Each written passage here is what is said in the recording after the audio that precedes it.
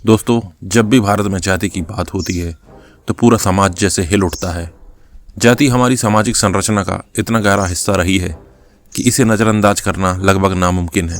आज़ादी के 75 साल बाद भी जाति राजनीति, समाज और नीति का सबसे बड़ा आधार बनी है। और इसी वजह से राहुल गांधी जब जाति गणना की मांग करते हैं तो यह मुद्दा अचानक देश की राजनीति का सबसे चर्चित विषय बन जाता है। लेकिन सवाल यह है कि आखिर यह जाति गणना है क्या, आखिरी बार कब हुई और राहुल गांधी की इस मांग का असली मतलब क्या है, यही हम सब और गहराई से समझेंगे। पहले इसके इतिहास की बात करते हैं। भारत में जाति जनगणना की शुरुआत ब्रिटिश शासन के समय हुई थी। अंग्रेजों ने 1872 में पहली बार एक तरह की जनगणना शुरू की और बाद में 1881 से यह नियमित हर 10 साल में होने लगी। 1931 की जनगणना आखिरी बार थी जब जातियों की विस्तृत गिनती की गई। उसके बाद आज़ादी के बाद सरकारों ने तय किया कि केवल अनुसूचित जाति और अनुसूचित जनजाति की संख्या दर्ज कराई जाएगी, लेकिन ओबीसी और बाकी जातियों की गिनती नहीं की जाएगी। यानी आज़ादी के बाद से अब तक हमारे पास ओबीसी की असली संख्या का कोई आधिकारिक आंकड़ा नहीं है। यही सबसे बड़ी बहस का कारण है। 1979 में मोरारजी देसाई सरकार ने मंडल कमीशन बनाया, जिसका मकसद था ओबीसी की सामाजिक और आर्थिक स्थिति का अध्ययन करना और उन्हें आरक्षण देने की सिफारिश करना। मंडल कमीशन ने अपनी रिपोर्ट 1980 में दी और बताया कि ओबीसी की आबादी लगभग 52% है। यह आंकड़ा उन्होंने 1931 की जनगणना के आधार पर अनुमान से निकाला था, क्योंकि उसके बाद कोई नई जाति गणना नहीं हुई थी। 1990 में जब मंडल कमीशन की सिफारिश से लागू हुई, तब से जाति गणना की मांग और तेज हो गई। अब बताते हैं आज़ादी के बाद जाति गणना क्यों रुकी। नेताओं का मानना था कि जाति को बार बार गिनने से समाज में विभाजन और गहराएगा। संविधान ने बराबरी और जाति मुक्त समाज का सपना दिखाया था, इसलिए सोचा गया कि जाति को सरकारी रिकॉर्ड से धीरे धीरे बाहर कर देना चाहिए। लेकिन असलियत यह है कि समाज में जाति का असर खत्म नहीं हुआ, बल्कि राजनीति में और बढ़ता चला गया। अब आते हैं राहुल गांधी की मांग पर। राहुल गांधी बार बार संसद, सभाओं और प्रेस कॉन्फ्रेंस में कहते रहते हैं कि देश की 90% जनता को उनके अधिकार नहीं मिले, क्योंकि उनकी सही संख्या कभी सामने नहीं लाई गई। जाति गणना करके यही पता चलेगा कि देश में कितने लोग वंचित हैं और उन्हें कितना हक मिलना चाहिए। वे इसे गरीबी बनाम अमीरी की लड़ाई से भी जोड़ते हैं और कहते हैं कि अमीर और बड़े उद्योगपतियों को फायदा पहुंचाने के लिए गरीब को जाति के नाम पर अंधेरे में रखा गया है।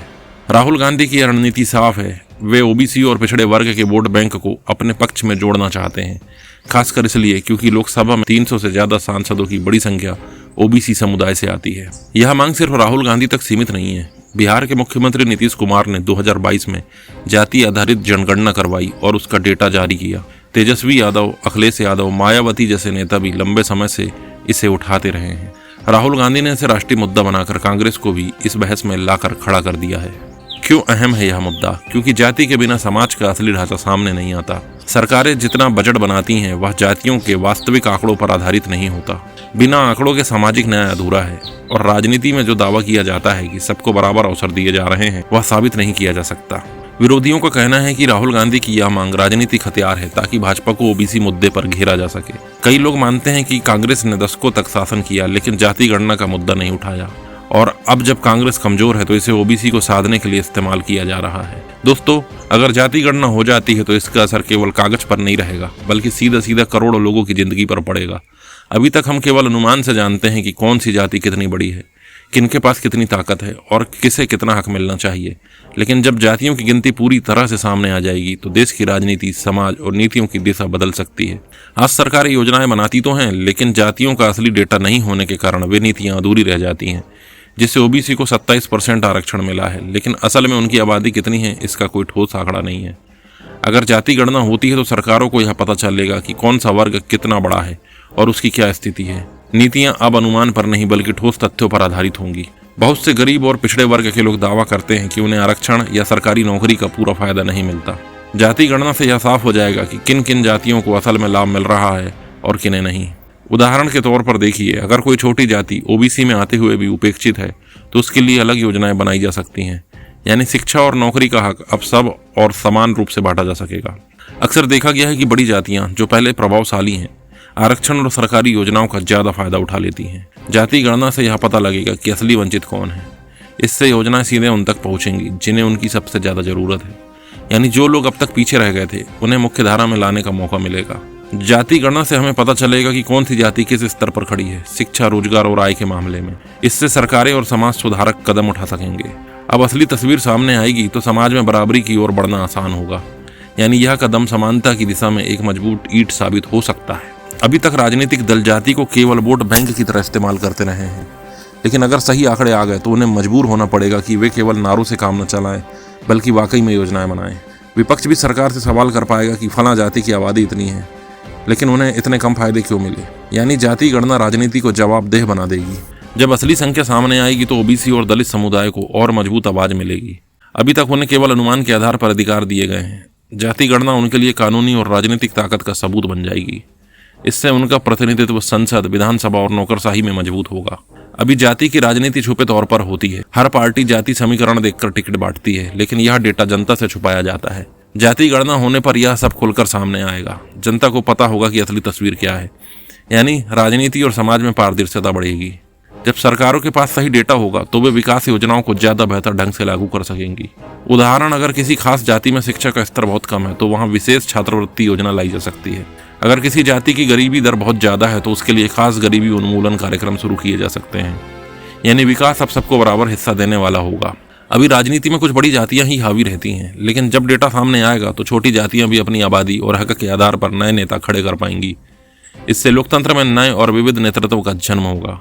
जाति गणना से समाज में एक नई बहस शुरू होगी। यानी जाति गणना हमें भविष्य की दिशा तय करने में मदद करेगी। जैसे हर सिक्के के दो पहलू होते हैं, वैसे ही जाति गणना का भी पहलू है। हर तरफ लोग कहते हैं कि इससे समाज में बराबरी आएगी और वंचितों को न्याय मिलेगा, लेकिन दूसरी तरफ एक बड़ा वर्ग यह मानता है कि जाति गणना समाज को और ज्यादा तोड़ सकती है। आज जिस मुद्दे को समानता की कुंजी कहा जा रहा है, वही कल विभाजन का बीज भी साबित हो सकता है। भारत पहले से ही जातियों में बटा हुआ है। अगर जाति गणना होगी और हर जाति का आंकड़ा सामने आएगा तो लोग अपनी अपनी संख्या के आधार पर अपना अपना हक मांगेंगे। यह स्थिति समाज को एकजुट करने की बजाय और टुकड़ों में बांट सकती है। हम ज्यादा हैं इसलिए हमें ज्यादा हिस्सा दो, यह मानसिकता हर जाति में पैदा हो सकती है। इससे सामाजिक समरसता पर गहरा असर पड़ेगा। जैसे ही आंकड़े सामने आएंगे, हर जाति यह कहेगी हमारी आबादी इतनी है लेकिन हमें इतना आरक्षण नहीं मिला। इससे आरक्षण की राजनीति और भी तीखी हो जाएगी। समाज में आरक्षण बनाम मेरिट की बहस और भड़क सकती है। यह मांग भी उठ सकती है कि अगर हमारी जाति की संख्या 15% है तो हमें उतना ही आरक्षण मिलना चाहिए। यानी यह सीधी सीधी हिस्सेदारी की लड़ाई बन जाएगी। जाति गणना से अलग अलग समुदायों के बीच अविश्वास बढ़ सकता है। अभी तक कई लोग खुद को भारतीय पहचान से जोड़कर देखते हैं, लेकिन आंकड़ों के बाद हर कोई पहले जाति की पहचान को महत्व दे सकता है। इससे सामाजिक सद्भावना और भाईचारा कमजोर होगा।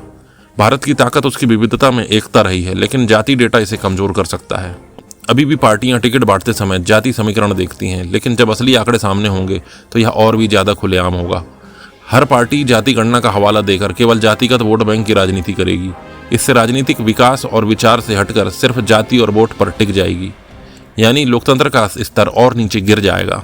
यहाँ तक कि हिंदू भी इसके बाद बढ़ जाएगा, क्योंकि जातियों में जब बढ़ जाएंगे तो हिंदुओं में जो एकता बहुत सालों बाद अभी आई है वह भी धीरे धीरे खत्म हो जाएगी।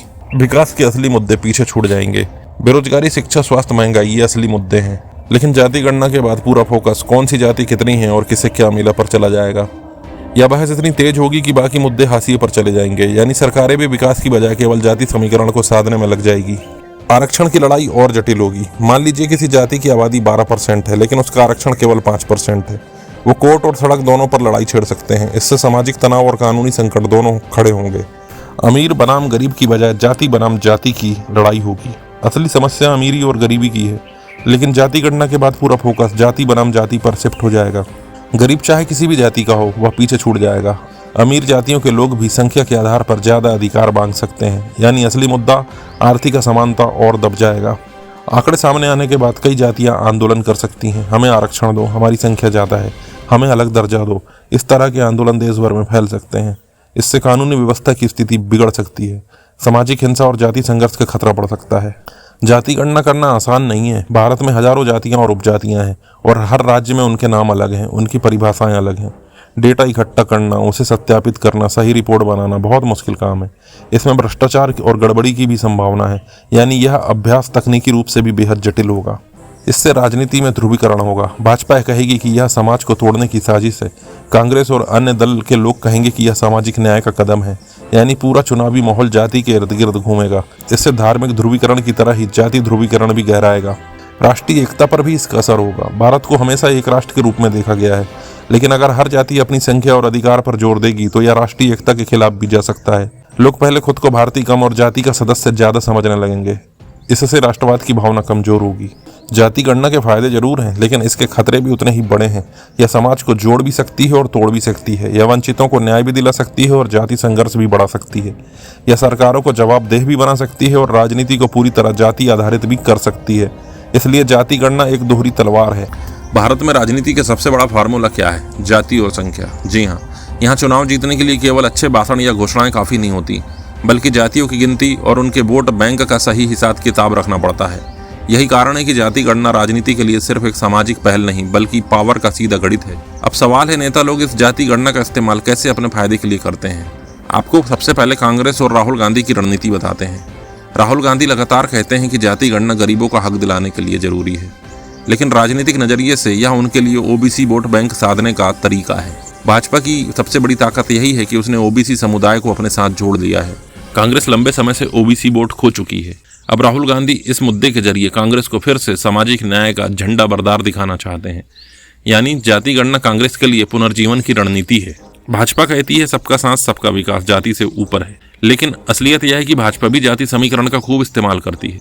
लोकसभा और विधानसभा चुनावों में टिकट बंटवारे से लेकर मुख्यमंत्री चुनने तक भाजपा जाति का पूरा गणित बैठाती है। जाति गणना का डेटा आने पर भाजपा इसे विकास बनाम जाति की बहस बनाकर अपने पक्ष में घुमाने की कोशिश करेगी। यानी भाजपा के लिए यह मुद्दा रक्षात्मक रणनीति का हिस्सा है।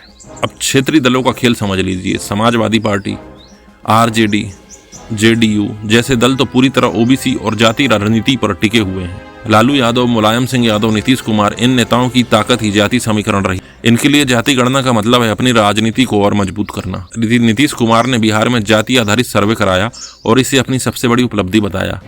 यानी क्षेत्रीय दल इसे अपनी राजनीतिक विरासत का हिस्सा मानते हैं। इसका टिकट बंटवारे पर भी सीधा असर होना है। हर चुनाव में पार्टी जातियों के आधार पर टिकट बांटती है। मान लीजिए किसी राज्य में 18% यादव हैं, तो वहां की आधी सीटों पर यादव उम्मीदवार खड़े किए जाएंगे। अगर जाति गणना के बाद यह संख्या और साफ हो गई तो पार्टियां और भी खुलकर टिकट बंटवारे में जातियों का इस्तेमाल करेंगी। यानी लोकतंत्र में टिकट पाने का असली आधार अब योग्यता नहीं बल्कि जाति संख्या बन जाएगा। जाति गणना के बाद पार्टियां अपने घोषणा पत्र में साफ साफ लिखेंगी, फला जाति की आबादी इतनी है इसलिए उन्हें इतना आरक्षण देंगे, हम इस जाति के लिए अलग स्कीम लाएंगे। यानी चुनावी घोषणा पत्र अब जाति डेटा पर आधारित होंगे। इससे वोट बैंक को सीधा साधना आसान हो जाएगा। जाति गणना के आंकड़े मीडिया की सुर्खियां बनेंगे। TV debate, social media post, memes, सब में जाति की चर्चा होगी। नेता इन आंकड़ों का हवाला देकर जनता को अपनी तरफ खींचेंगे। देखिए आपकी जाति इतनी बड़ी है लेकिन आपको हक नहीं मिला। यह लाइन चुनावी हथियार बन जाएगी। यानी जाति की गणना डेटा पॉलिटिक्स का नया हथियार होगी। कोर्ट और कानून में भी इसका बखूबी इस्तेमाल होगा। जाति गणना के आंकड़े कोर्ट में भी पेश होंगे। नेता कहेंगे हमारी जाति की आबादी इतनी है लेकिन आरक्षण कम है। यह कानूनी लड़ाई भी राजनीति को और गर्म करेगी। पार्टियां कोर्ट केस को भी चुनावी प्रचार का हिस्सा बना लेंगी। सत्ता में बैठी पार्टी कहेगी कि वह जाति जनगणना के विकास का सही फायदा पहुंचा रही है। विपक्ष कहेगा सरकार जातियों का शोषण कर रही है, इसलिए जाति गणना जरूरी है। यानी दोनों पक्ष इसे अपनी अपनी कहानी बनाने के लिए इस्तेमाल करेंगे। असल फायदा आम जनता को नहीं बल्कि राजनीति को होगा। जाति डेटा आने के बाद नई राजनीतिक पार्टियां और गठबंधन बनेंगे। जिन जातियों की संख्या ज्यादा होगी वे मिलकर नई ताकत बन सकते हैं। इससे पुराने राजनीतिक समीकरण टूटेंगे और नए जन्म लेंगे। यानी जाति गणना राजनीति का पूरा नक्शा बदल सकती है। जाति सिर्फ संख्या नहीं है बल्कि भावनाओं का भी मामला है। नेता जाति डेटा का इस्तेमाल भावनाएं भड़काने के लिए करेंगे। इतनी बड़ी आबादी होकर भी हमें हक नहीं मिला, यह लाइन आंदोलन और वोट दोनों को ईंधन बनेगी। यानी राजनीति जाति गणना को दिल और दिमाग दोनों पर असर डालने वाला हथियार बनाएगी। लेकिन असली सवाल तो अब यह उठता है कि भविष्य में इसका असर क्या होगा। क्या जाति गणना से समाज मजबूत होगा और या फिर बढ़ जाएगा? क्या राजनीति को में नई क्रांति आएगी या फिर जाति की राजनीति और गहरी हो जाएगी? जाति गणना से सबसे बड़ा असर यह होगा कि हर जाति अपनी असली संख्या जान पाएगी। अब आंकड़े सामने आएंगे तो लोगों को लगेगा कि हम इतने हैं तो हमें इतना हक क्यों नहीं मिला। इससे समाज में जागरूकता तो बढ़ेगी। खासकर ओबीसी, दलित और पिछड़ी जातियां अपने अधिकारों के लिए जोर जोर से आवाज उठाएंगी। यानी आने वाले समय में आरक्षण और समान अवसर की मांग और तेज हो जाएगी। एक तरफ जाति गणना से समान जातियों के लोग एकजुट हो सकते हैं, दूसरी तरफ जातियों के बीच प्रतिस्पर्धा भी बढ़ सकती है। फला जाति को इतना मिला, हमें क्यों नहीं मिला। इस तरह के सवाल समाज में असमानता की भावना को बढ़ा सकते हैं। यानी जाति गणना समाज को या तो मजबूत बनाएगी या फिर पूरी तरह से बिखेर देगी। तो दोस्तों, जाति गणना कोई साधारण कदम नहीं है। यह आने वाले भारत की राजनीति और समाज दोनों का चेहरा बदलने वाली प्रक्रिया है। यह हम पर निर्भर है कि हम इसे बराबरी का औजार बनाएं या विभाजन का हथियार। राहुल गांधी ने इसे एक बहुत बड़ा राजनीतिक मुद्दा बनाया है।